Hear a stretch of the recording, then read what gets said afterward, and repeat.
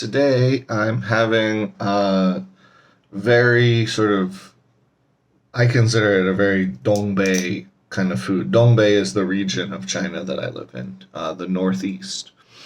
Dong just means east, and north means, or Bei means north. Um, in Chinese, you say it backwards. Or backwards from English. So in English, you would say northeast. In Chinese, you say east north. Dongbei. Um, this is a dish called jianggu. Um,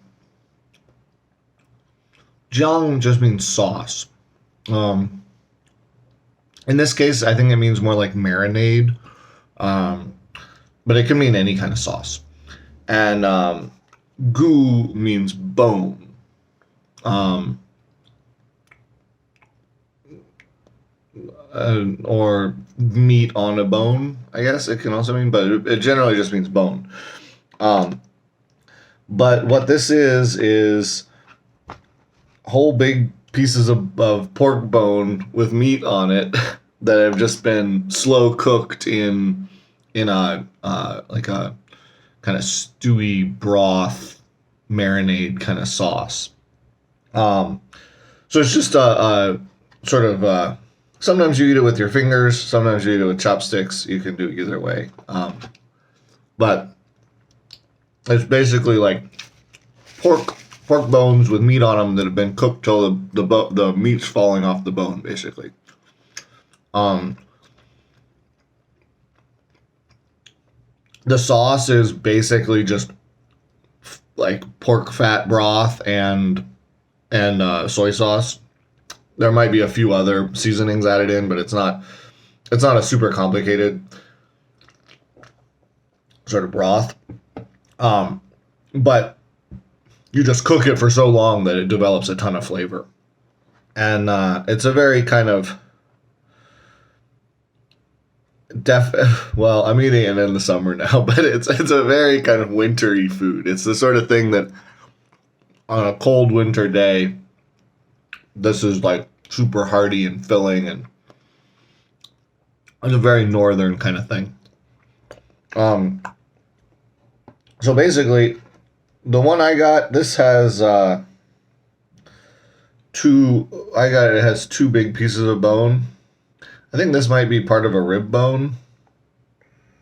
Or might be something else. I'm not really sure.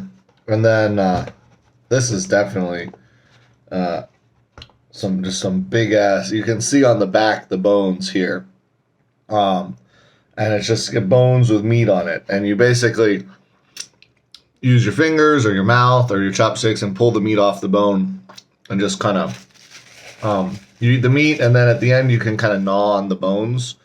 Um, that's a pretty popular thing to do here, is just kind of gnaw on bone, just to kind of get the flavor off it. It had flavor on it, and just kind of chew on it.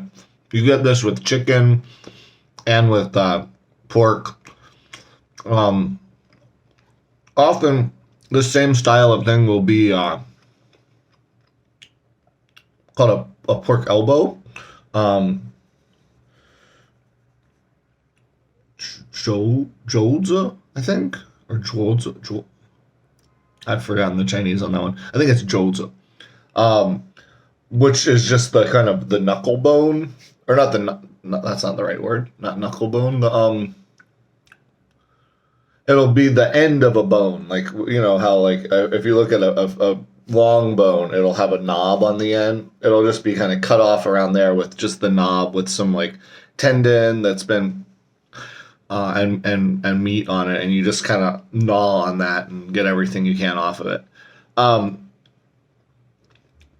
It's very popular here to eat. They cook it so long that the tendon and the sinew and everything except the bone is basically edible. In the West, we often don't really think about. We think about that stuff as stuff that you just throw out with the bones, but or you cook it down into a stock. But here, you cook it so long that like all of that becomes tender and you can eat it. So basically, you eat everything off the bone.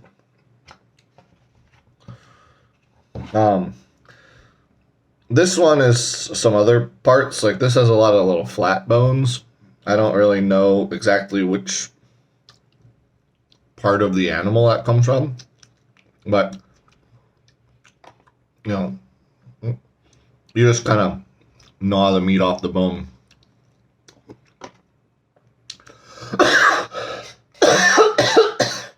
What? Swallowed something the wrong way. It comes with a one of these plastic glove things, because usually, typically in China, if something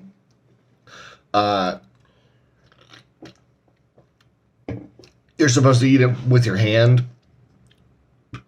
They don't really like eating things with your hand here, but if you are supposed to, they'll often like get a plastic glove that comes with it and put that on, and that way you don't get your hand dirty.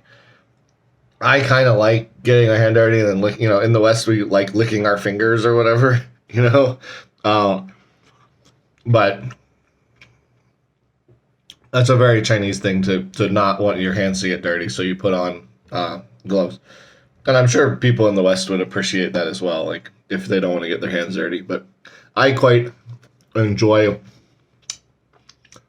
licking my fingers. So, and then, if you have a napkin or something, you can wipe them off.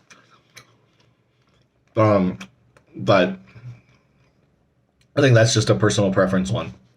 So then I just got it with some rice. Oftentimes, when you get this, it'll also be served with, this time it didn't come with it, but it'll also be served with a small bowl of some kind of a soup. The most common two ones of these are either just a bone broth soup that's the same broth that it was cooked in. That's quite common, just kind of like the jus of the cooking process. And you can eat the rice with that or whatever, or drink it. And then the other common, and so that's just called tang. Tang means soup or broth. The other common soup that you might get with it, rather than the bone broth one, is what's called swansai tang, which is kind of a clear broth that's got swansai in it. Swansai is Chinese pickled cabbage. So it's a little like sauerkraut. I mean, it's different. They're from two different parts of the world, but it's sort of the Chinese variation of sauerkraut. It's made in a very similar way to Korean kimchi, except that it's often just done with, I think, with salt. Korean kimchi will often have some kind of like a red paste mixed in. I don't really know the process of making kimchi, but it often ends up red because of they have like a paste they mix it in with. The Chinese version is just the cabbage, and it's usually white.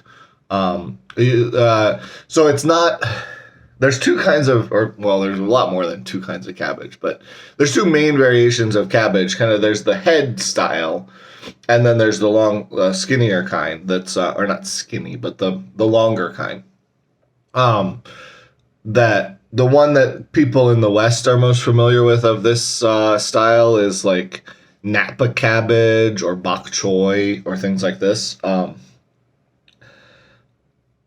Bok choy is a weird lingual thing because it's an English version of a Southern Chinese word that is the same word as the word for cabbage in the North, but it's not the same vegetable. Cabbage, the kind of cabbage that's local to this area, is called bai cai, or white vegetable, bai cai. And it's kind of like Napa cabbage. It's a leafy, kind of longer thing. It doesn't come into a round head. It's longer, but it's usually white colored. It doesn't have like as much of a green color to it. It's pretty much white or kind of yellowish. And and that's called baitai.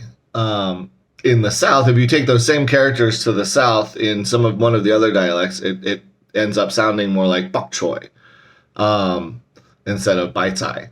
And then but in the South it means a different vegetable. It's similar. It's what we in America call bok choy, that vegetable, which is also similar to cabbage, but it's not exactly the same. And so there's these two vegetables that both get the same name, but are not really the same. And if you listen to the pronunciation, the name doesn't sound the same. But if you look at it written on paper, it looks the same. Because there's a lot of variation in Chinese, both in Chinese linguistically and in Chinese cuisine or food. So this is a piece of like sinew or tendon or something. Well, you can see I can just like bite through it. It's a little bit crunchy still, but it's been cooked so long that it's super tender and edible. It doesn't end up being like the way we tend to cook meat in the West, a little shorter.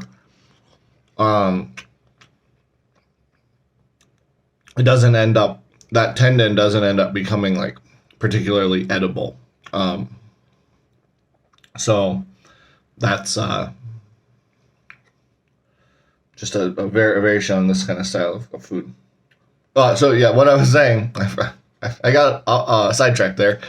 The other sort of main soup that comes with this is called swan sai tang. So swan means like pickled or sour, and so swan sai is pickled cabbage, basically, which is a sauerkraut or similar to a sauerkraut.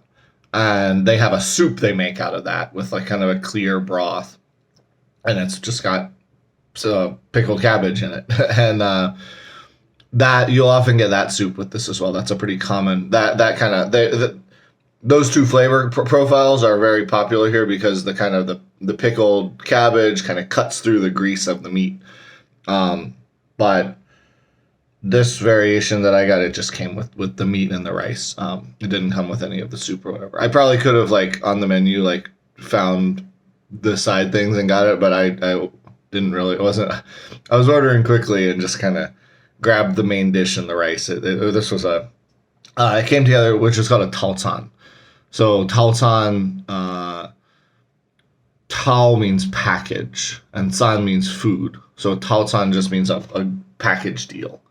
You also use that word tao in there's the word for this. So tao can also be like kind of a covering. So shou tao.